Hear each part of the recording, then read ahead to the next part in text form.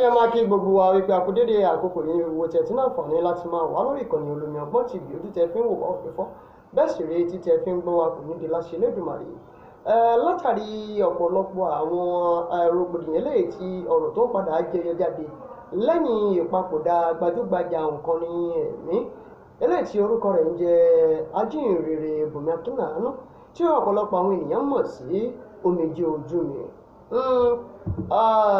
Gbajúgbajà òǹkọrin ẹ̀mí tí a mọ̀ dáadáa ní ìpínlẹ̀ Ògùn nílùú Abẹ́òkúta Aláyọ̀ Melody Singer ó jáde ó sọ gbólóhùn ọ̀rọ̀ kan lórí gbogbo ìgbésẹ̀ tí wọ́n fẹ́ gbé nígbà tí wọ́n fẹ́ gbé Omijé Ojú Mi travel lọ sí orílẹ̀-èdè India tó jẹ́ gbọ́dọ̀ ẹ̀ padà já sí pàbó. Bẹ́ẹ̀ sì rèé ó sọ ọ̀rọ̀ fi ránṣẹ́ sí gbogbo àwọn wòlíì tí wọ́n máa ń jáde sọ̀rọ̀ fi sọ àsọtẹ́lẹ̀ tí ò dá sàsọtẹ́lẹ̀ kú lórí àwọn tí wọ́n jẹ́ gbajúgbajà. Bẹ́ẹ̀ sì rèé wòlíì kan náà tún jáde wá níbi tí wọ́n ti sọ wípé kí lórúkọ rẹ̀ ẹni tó papòdà yìí fún alára rẹ̀ báyìí òun náà ni ó gbẹ̀mí ara rẹ̀ nítorí pé kò gbọ́ràn sí ọ̀rọ̀ àwọn wòlíì. Gbogbo àwọn ọ̀rọ̀ yìí òun náà ni mo ti náà gbà lánàá gbòòrò tí a kó ńlá papọ̀ wá fún ẹwọ́n nǹkan fìdílé tàbí kẹ fìdílé nǹkan ẹ gbádùn ọ̀rọ̀ yìí lẹ́nu wòlíì yìí àti lẹ́nu Aláyọ̀ Melody Singer pẹ̀lú bóyá sọ̀rọ̀ sí àwọn wòlíì pé bí ìgbà tó jẹ́ pé wọ́n pàṣẹ kú sínú ayé àwọn tí wọ́n jẹ́ gbajúgbajà òun náà ni àwọn ẹlòmíín wà tí wọ́n tiẹ̀ mọ̀ wọ́n náà ẹ gbọ́rọ̀ lẹ́nu wọn. Olúṣọlá Ìṣọ̀lá ló kọ́ mi ìdẹ́kọ̀ ló kọ́ bàbá mi Olómi Ọgbọ́n làwọn èèyàn pè mí ọmọ ara akéde mímọ̀ tó méjì ọmọ ẹdún ní sinẹ̀ nǹkan kì í sinẹ̀. Ẹ má gbàgbé o láti bá a subscribe sórí ìkànnì Olómi Ọgbọ́n TV yìí bẹ́ẹ̀ sì rèé ẹ bá wa like ẹ share ẹ kọ́mẹ́ǹtì ẹ sì ní àǹfààní láti pè mí sórí ẹ̀rọ ìbánisọ̀rọ̀ fún nǹkan tàbí ìkejì tẹ́ fẹ́ bá mi sọ ẹ lọ wọ̀ wọn fọ́nrán fídíò yìí. Mo kí gbogbo alààyè tó ń gbọ́ mi, mo kí wa púpọ̀ wípé a kú ìlédè Bùnmi Akínàánú Omijé Ojú Mi. Lórúkọ Jésù ọdún á jìnnà síra wọn, a ò ní kúkú oró bẹ́ẹ̀ la ò ní kánjú kú. A kí wa púpọ̀ a kí gbogbo ọmọ Nàìjíríà fún ìfẹ́, fún ìfọwọ́sowọ́pọ̀, fún ìgbìyànjú wípé kí Bùnmi kó lè wà láyé. Ṣùgbọ́n ohun tọ́lọ́run bá ti kọ kò sẹ́ni tó lè yí padà. Mo kí gbogbo àwọn pastors pátápátá, gbogbo àwọn prophet, wọ́n gbìyànjú, wọ́n ṣe tí wọ́n lè ṣe, wọ́n gbìyànjú. Pàtàkì jùlọ mo kí bàbá wa prophet Táíwò Òjó àti prophet Sam Òjó. Wọ́n gbìyànjú púpọ̀ nítorí pé nígbà tó tó stage kan tí wọ́n wò pé kán gbé lọ sí India, àwọn méjèèjì ni wọ́n single-handedly láàrin ara wọn pé kẹ́nìkan ṣe visa kó ra ticket, kẹ́nìkan dẹ̀ ṣe treatment. Ẹ̀mẹ́ta ni wọ́n ṣe application kó tó di pé ṣùgbọ́n nítorí pé ohun tọ́lọ́run ti kọ tí ò ṣe yí padà kó tó nígbà tó máa fi gba visa kò ságbára mọ́, she's not fit to fly. Gbogbo bọ́n bàbá yẹn ṣe ń kánjú pé kán gbé lọ, àwọn doctor sọ pé no, she's not fit. Òun ló fà tó fi wà ní Nàìjíríà tó fi lọ. Wọ́n gbìyànjú, àìmọye ọ̀pọ̀lọpọ̀ prophet ni wọ́n gbàdúrà, ṣùgbọ́n ohun tọ́lọ́run bá fẹ́ kó ṣẹlẹ̀ ló máa ṣẹlẹ̀ tí ẹ̀dá kankan ò lè yí padà. Ṣùgbọ́n ẹ̀bẹ̀ kan ni mo fẹ́ bẹ̀ àwọn alàgbà wa, ẹ jọ̀ọ́ káyé máa ríran sí àwọn onítíátà wa, olórin, àwọn celebrities wa. Tí Ọlọ́run bá fi ràn wọ́n wá, ẹ jẹ́ ká pe ẹni yẹn tá bá lè pè. Bọ̀ ká máa ránṣẹ́ síyàn pé ó máa kúkú òjijì. Gbogbo wa náà ikú òjijì ló máa pa wá torí kò sẹ́ni tó plan fi kú tí ikú máa fi dé tó máa fi pa wá. Ṣùgbọ́n ká máa sọ lórí afẹ́fẹ́ nígbà táwọn kan gbé àfọ̀ṣẹ dání, táwọn kan gbé olúgbòhùn dání, tá dẹ̀ ń dárúkọ ẹni yẹn. ẹ wò bọ́n ṣe sọ pé Pella ó máa lọ l'accident, ọmọ ẹ̀dẹ̀ lọ l'accident tó fẹ́ para ẹ̀. So ẹ jọ gbogbo irú àwọn nǹkan bẹ́ẹ̀ yẹn ẹ jẹ́ ká stop ẹ̀, ẹ jẹ́ ká stop ẹ̀. Tẹ́ni prophet bá rí ìran kan ẹ jẹ́ kó pe ẹni tó bá ríran sí, tí ò bá ní contact ẹ kó fàdúrà ràn lọ́wọ́, kó fàdúrà ràn lọ́wọ́. Ẹ má jẹ́ ká fọ ẹnìkan ká máa wé nǹkan tá fẹ́ fi trend, ẹ má jẹ́ ká wé nǹkan tá fẹ́ fi trend. Àwọn ọ̀rọ̀ tí àwọn prophet tí wọ́n náà ń jíṣẹ́ yẹn, ẹlòmíì náà gbé olúgbòhùn sápò níbi tí wọ́n ti ń sọ, àfọ̀ṣẹ́ wà níbi tí ẹlòmíì ti ń sọ.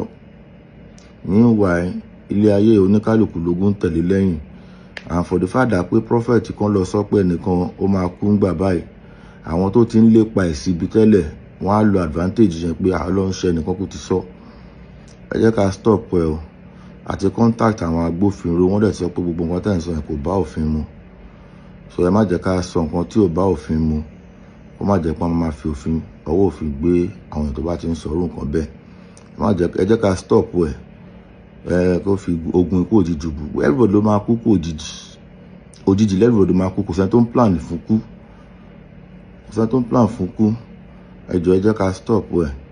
Ọlọ́run á dì wá mú, a ò ní kánjú kú, ikú burúkú ò ní pa wá, kó wù wá ká máa fira wa sílẹ̀, nítorí pé bá ṣe ń bára wa ṣe inú wa ń dùn bá ṣe ń rí ara wa, ṣùgbọ́n nígbà tẹ́nìkan bá ti lọ láàrin wa ó máa bà ọkàn wa jẹ́, ó máa bà ọkàn wa jẹ́. Lórúkọ Jésù ikú òjijì ò ní wọlé wa, a ò dẹ̀ ní fẹ́ ẹnikẹ́ni ṣàwátì. Bí gbogbo ètò ìsìnkú bá ṣe máa lọ, a máa jẹ́ kí gbogbo ọmọ Nàìjíríà mọ̀. A kí ọkọ àǹtí Bùnmi, a kí àwọn ọmọ, a kí àwọn fámílì, gbogbo wọn pátápátá ni wọ́n gbìyànjú tó pọ̀, wọ́n sapá, ṣùgbọ́n kò sí nǹkan téèyàn fẹ́ ṣe sí. A kí àwọn ọ̀rẹ́, a kí àwọn colleagues, àwọn tó jọ ń ṣiṣẹ́, gbogbo èèyàn ni wọ́n gbìyànjú, kò sẹ́ni tí kò gbìyànjú. So Ọlọ́run á ràn wá lọ́wọ́. God bless you. Orúkọ mi ni Dr. Alayo Melody Singer, the global legend of orchestra, #1. God bless.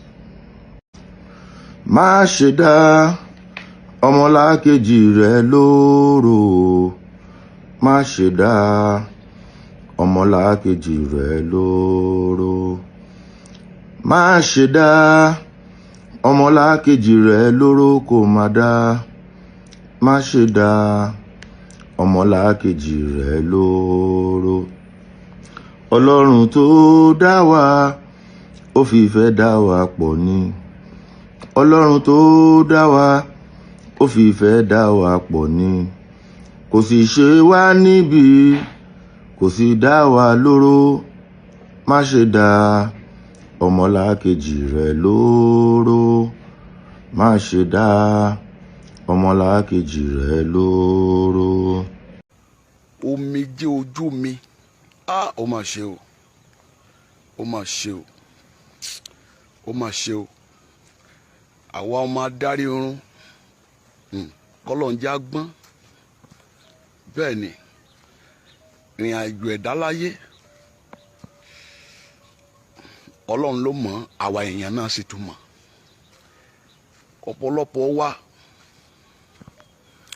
gbogbo ìṣòro tá a ní láyé 99% ẹ̀ àṣìṣe wa ni, àṣìṣe àfọwọ́fà.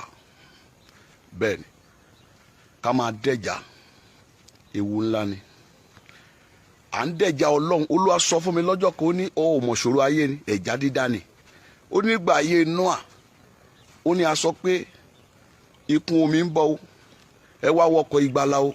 Ó láwọn èèyàn dẹ̀jà, ó ní ṣe mo rí pé gbogbo wọn ló parun. Ó la tún sọ nípa Jésù lónìí wípé Jésù ń bọ̀, ó láwọn èèyàn tún dẹ̀jà. Bẹ́ẹ̀ ni Ọlọ́run kó ṣàánú fún wa. Nígbà tí mo sọ̀rọ̀ nípa omijé ojú mi ní nǹkan bíi 5 days ago, bẹ́ẹ̀ ni tó bá jẹ́ pé wọ́n gbé ìgbésẹ̀ ni ó ṣeé ṣe kó má yọrí síkú. Bẹ́ẹ̀ ni mo sọ fún yín pé Olúwa ní ikú wà níwájú ẹ̀ pé kò sì ní pẹ́ rárá. Ẹ lọ wo fídíò yẹn lórí profile mi. Bẹ́ẹ̀ ni tí wọ́n bá ní àǹfààní láti gbé dórí òkè ìpógun yàṣẹ, kò sógun tó le, kò sí bó ṣe lè wọ́ lára tó, ogun yẹn á wọlẹ̀. Wọ́n ti gbé òkú dórí òkè rí tó dẹ̀ jí. Bẹ́ẹ̀ ni Olúwa sọ fún mi pé wọ́n gbé òkú débi yóò jí. Mo dẹ̀ sọ fún evangelist, Ọlọ́run sọ pé wọ́n máa gbé òkú débi kó máa jí, ó dẹ̀ jí. Bẹ́ẹ̀ alágbára ni, kò sí láṣetì. Ṣùgbọ́n ẹ̀yin olórin ẹ máa kíyèsára. Ṣé ẹ rí láyé ìgbà ìwáṣẹ̀ tí wọ́n bá invite wa pé ká wá kọrin tàbí àwọn wòlíì tàbí pásítọ̀ sí chọ́ọ̀chì mi, sí ìjọ mi tàbí ibikíbi lábẹ́ májẹ̀mú ìpè mi, ohùn Olúwa la fi ń ṣáájú. Ṣùgbọ́n lónìí kò rí bẹ́ẹ̀ mọ́. Ohun tó yẹ kó kọ́kọ́ ṣẹlẹ̀ ni pé ẹ jẹ́ ń gbàdúrà sí, ẹ jẹ́ ń béèrè kí ni Olúwa wí, ẹ jẹ́ ń béèrè tó Olúwa bá ní ń wá máa wá. Ṣùgbọ́n lónìí kò rí bẹ́ẹ̀ mọ́. Ó ṣe ń láàánú. Àfi ká máa sọ pé ẹ jẹ́ ń wo dáyárì, ẹ jẹ́ ń wò bóyá màá ráyè. Kò sí báyìí lÓlúwa wí. Ó sì mọ̀ pé kì í ṣe gbogbo àwọn orí ọ̀tà lèèyàn máa ń gùn, kì í ṣe gbogbo abẹ́ ìpè. Ẹ̀yin ò mọ̀ pé èèyàn búburú ti dàpọ̀ mọ́ èèyàn rí láyé. Bẹ́ẹ̀ ni ọ̀pọ̀lọpọ̀ ni wọ́n dọ́gbọ́n sí iṣẹ́ Olúwa. Bẹ́ẹ̀ ni wọ́n dọ́gbọ́n sí iṣẹ́ Olúwa. Ẹlòmíín rí nǹkan mọ́lẹ̀ kí iṣẹ́ ìránṣẹ́ bá lè tẹ̀síwájú. Tó o bá wá gbàdúrà, ó léwu púpọ̀ púpọ̀. Mo ti lọ bí ìsọjí rí, mo ti lọ bí prógámù rí, ọ̀sán kan òru kan. Bẹ́ẹ̀ ni ó ti pẹ́, ó ti ṣe díẹ̀. Pístù ni wọ́n gbà lọ́wọ́ mi nínú ẹ̀mí. Nígbà táwọn ọlọ́pàá òkùnkùn yẹn dé, wọ́n ní kí ni mo wá bí. Lẹ́yìn ìgbó tó ṣe mọ̀ pé ènìyàn rí nǹkan mọ́lẹ̀ ni. Nígbà tó yẹ pé èèyàn ò bá ní gbóhùn Olúwa, tí ò ní gbàdúrà sí kó tó lọ, àkókò kiri. Bẹ́ẹ̀ ni mo fẹ́ lọ prógámù kan, mo ń lọ sí l'Olúwa bá ṣí mi lójú, n bá rí ejò ńlá nínú ọgbà chọ́ọ̀chì yẹn. Mo wá ń bi wọ́n léèrè pé ejò wo leléyìí, kí leléyìí ejò rè? Wọ́n ní artificial lásán ni. Ọlọ́run bá mú mi lọ sínú ọgbà yẹn ni o. Mo léléyìí ṣe artificial, mo wá débẹ̀ mo bá rí pé ejò yẹn mìíràn. Mo ní èdè artificial leléyìí. Bẹ́ẹ̀ mo ti rí pé nǹkan kan wà níbí. Mo wá ń try láti gbẹ́rù mi kí n jáde. Wọ́n wá ń sọ láàrin ara wọn pé ẹja la nǹkan mọ́ lórí, ẹja la nǹkan mọ́ lórí. Ó ti rí àṣírí wa. Ọlọ́run ṣáà yọ mí nínú ẹ̀mí, nínú ìrìn àjò ẹ̀mí láti jáde. Olúwa níbi tó ń lọ nìyẹn. Ayé ti dìdàkudà. Bẹ́ẹ̀ ni ọ̀pọ̀ ìṣòro ń bẹ nínú ìjọ lónìí. Ọlọ́run nìkan ni kó ra ìjọ ẹ padà. Ohun tó ṣẹlẹ̀ sí Akínláàánú yẹn ni pé ohun àkọ́kọ́ ni pé kò yẹ kó wọ àwọn orí ọ̀tà kan wà tó ti gùn. Èkejì, tó bá jẹ́ pé Ọlọ́run pè ọ́, kì í ṣe gbogbo ọkùnrin ló máa ń gorí èèyàn. Bẹ́ẹ̀ ni àwọn kan wà tó yẹ pé tó bá ti gorí ẹ, tiẹ̀ ti bàjẹ́ náà. Bẹ́ẹ̀ ni bẹ́ẹ̀ náà ni kì í ṣe gbogbo obìnrin lèèyàn ń gorí. Ọlọ́run á ṣàánú fún wa. Mo gbàdúrà fún ìdílé omijé ojú mi. Ọlọ́run yóò tù yín nínú. Ìránṣẹ́ Ọlọ́run tí ó gbé fídíò wọn jáde tó pe rẹ̀ ní wòlíì, kí ló wá dé tó sì ní ó ti done, it is well. Kí ló dé tí ò wá done báyìí? Ṣùgbọ́n mo gbà pé ohun gbogbo yé Ọlọ́run. Ṣùgbọ́n àfọwọ́fà wa a máa fa sábàbí. Tó máa sọ pé báyìí l'Olúwa wí. Ṣé eré mi nípa oore ọ̀fẹ́ Olúwa, ohun tí mi ò bá rí láyé mi ò ní wí. Tí bá ní báyìí l'Olúwa wí gbà bẹ́ẹ̀. Ní 2 years ago, mo ní general evangelist pé mo rí pé orí àga yẹn ṣòfò. Kì í ta bá fi ìran, kì í ṣe pé kí ìran yẹn ó ṣẹ kẹ́ni yẹn ó gbàdúrà lé lórí ni o. Ẹni tí Ọlọ́run bá dẹ̀ farahàn, I'm telling you, Ọlọ́run fẹ́ràn ẹni tọ́lọ́run tó bá ránṣẹ́ sí. Kì í ṣe àwọn wòlíì tí wọ́n kàn ń kú gbòó sọ̀rọ̀ tó lúwọ̀ òwe o. Mo lórí àga general evangelist sí èsì ṣòfò. Ẹ lọ bi wọ́n léèrè wípé ní last year ṣé wọn ò rí òjìji ikú? Wọ́n rí òjìji ikú. Ẹ lọ béè lọ́wọ́ àwọn tó súnmọ́ wọn. Òjìji ikú tó yẹ kó lakú lọ tí àánú yọ wọ́n. Níta afẹ́ náà nìyẹn káàánú máa yọ wọ́n. Bẹ́ẹ̀ ni Ọlọ́run kò fẹ́ ikú, kò fẹ́ kẹ́nikẹ́ni ó kú bí kò ṣe pé ká wà láàyè. Ṣùgbọ́n tọ́lọ́run bá ti ránṣẹ́, ẹja máa gbọ́ràn. Ìgbọ́ràn sàn ju ẹbọ lọ. A gbọ́ wípé a ti ránṣẹ́ sí omijé ojú mi ṣùgbọ́n kò gbọ́. Kọ́lọ́run kó ṣàánú fún wa.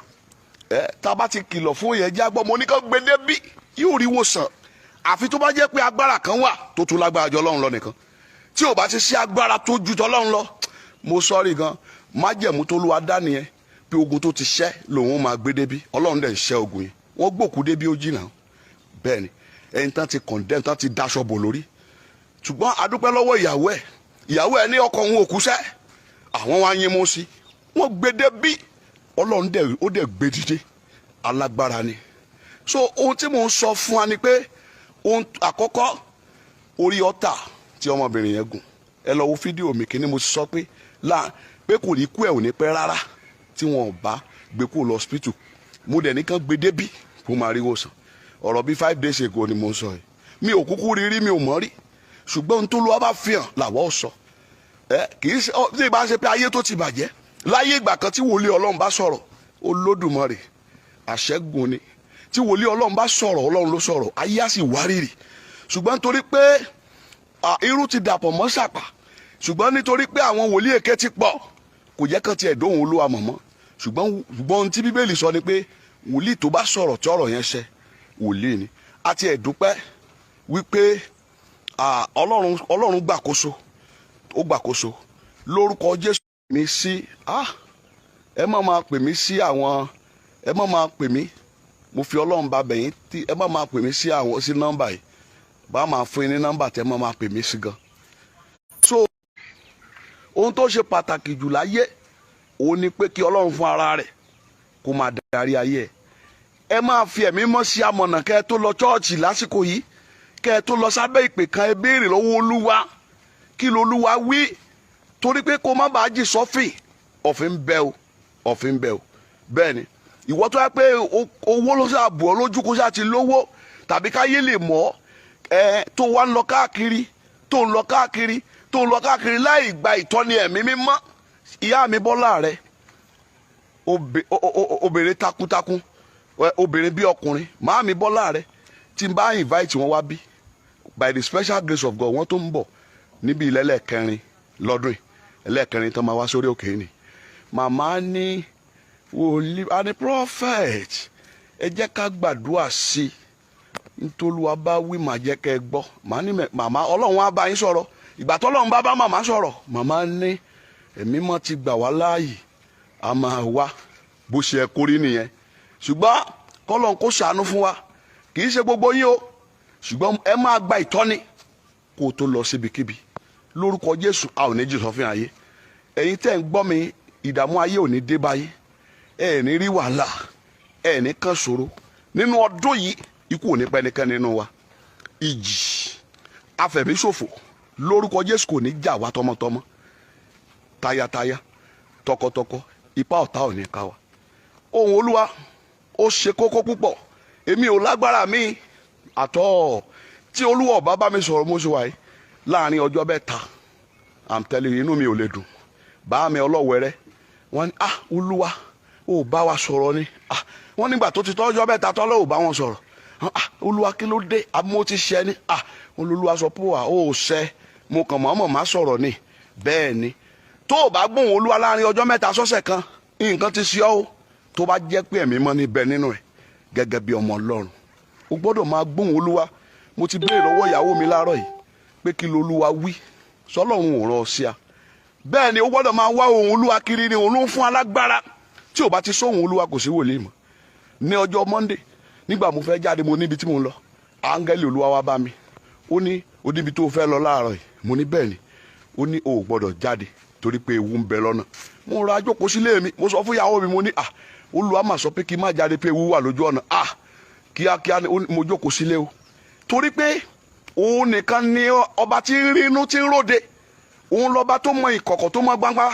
Afọ́jú là wà, tọ́lọ́run ò bá fi hàn ó ti tán náà nìyẹn. Bẹ́ẹ̀ ni àṣírí òkùnkùn lórúkọ Jésù kò ní bò lórí ayé wa. So ohun tó ṣẹlẹ̀ sí omijé yẹn, tí ẹ̀dá bá ti wà, tó bá ti wà lókè, tó rò pé kò sí àwọn tó lè bọ́ sọ̀rọ̀, wàhálà ni o. Bẹ́ẹ̀ ni kò sẹ́ni tọ́lọ́run ò lè rán séèyàn láyé. Nígbà tí bàbá mi Ọlọ́wẹ̀rẹ́ ń bẹ láyé, bàbá akíkanjú, ọ̀dọ̀ wọn ni mo ti kọ́ ẹ̀kọ́ yìí pé èèyàn kì í gbègbè ayé mo gbọ́n tán. Ọ̀dọ̀ bàbá mi Ọlọ́wẹ̀rẹ́, bàbá ní ọmọ wa sọ́lọ́run ò rán ọ sí a. Bẹ́ẹ̀ ni tí n bá ní, mo rántijọ́ kan mo pe bàbá ń bàbá, Olúwa rán mi sí bàbá ní mo wà nínú ilé bàbá lọ́jọ́ náà, wọ́n ní bàbá ń sùn. Mo wá dúró, mo wá pe bàbá Ọlọ́wẹ̀rẹ́, àwọn security wà ń bẹ̀. Mo ní bàbá ọmọ yín ni Olúwa ló rán mi sí yín, mo sì wà ní compound yín. Bàbá ọmọ fún mi ní 30 ìṣẹ́jú mò ń relax lọ́wọ́ kó tó pé 10 minutes bàbá bẹ́ bọ́ta. Bàbá kan nájú sísàlẹ̀ báyìí, bàbá wà náwó sí pé kí máa bọ̀ lókè. Kí lolúwa wí? Ń bá jíṣẹ́ Olúwa fún ọ̀rọ̀ ńlá lolúwa sọ yìí o. Bẹ́ẹ̀ ni bàbá sì gbé gbèsè lẹ́sẹ̀kẹsẹ̀ náà ló bẹ̀ sí pé àwọn tó tọ̀rọ̀ kan bó ṣe ẹ kórí nìyẹn. Ṣùgbọ́n ẹlòmíì tó ti ga tó ti débi kan kò ní fẹ́ gbọ́ báyìí lolúwa wí mọ́. Ìgbéraga ti wá gbé wọn wọ̀ bí ẹ̀wù. Ó gbọ́dọ̀ jẹ́ aláàkíyèsí, ó gbọ́dọ̀ kíyèsí lórúkọ Jésù. Ọlọ́run á ràn wá lọ́wọ́. Ìlérí Ọlọ́run láyé wa yóò ṣẹ. Ẹ jẹ́ á máa kíyèsí tọ́lọ́run kó máa gba ìtọ́ni kó tó ṣohunkóhun. Ó rí i pé ẹ̀mí rẹ̀ gan á gùn, ewukéwu kan ò ní wọ. Ọlọ́run yóò ràn wá lọ́wọ́ lórúkọ Jésù. Ogun ọ̀tá kò ní borí wa. Orúkọ mi ni wòlíì Akẹ́jù Emmanuel láti CAC orí òkè òmìnira nígbà ńlá Èjì Òkú. Lórúkọ Jésù ò ní bọ́jọ́ lọ́jọ́ lọ, ò ní bọ́jọ́ lọ́jọ́ lọ. By the special grace of God announcement, àjọ̀dún orí òkè máa pé ọdún 13. Àjọ̀dún orí òkè yìí ọdún 13, 20 ọdún tá a ti ń ṣe ìránṣẹ́ rẹ̀. Àjọ̀dún ọdún 13 lórí òkè yìí. Màmá Ọbọ́lá rẹ̀ máa wà ń bí ní April 18, wọ́n máa wà ń bí. Ṣé bí ọba Apostle Mustapha ṣe bí ọba máa wà ń bí.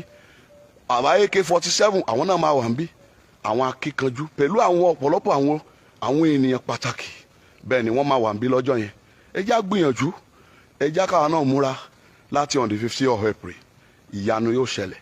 Gbọ́ tó bá sọ pé ó ti tán kò tán, èmi sọ bẹ́ẹ̀ fún ọ. Tó bá sọ pé ó tán kò tán o. Tó bá sọ pé ogun kan jà ọ́ kò lè ṣe, irọ́ ni. Agbára kan wà tó ju agbára ayé lọ. Àṣẹ ni kan sọ̀rọ̀ sáyé ẹ̀ kó dẹ̀ rí bẹ́ẹ̀.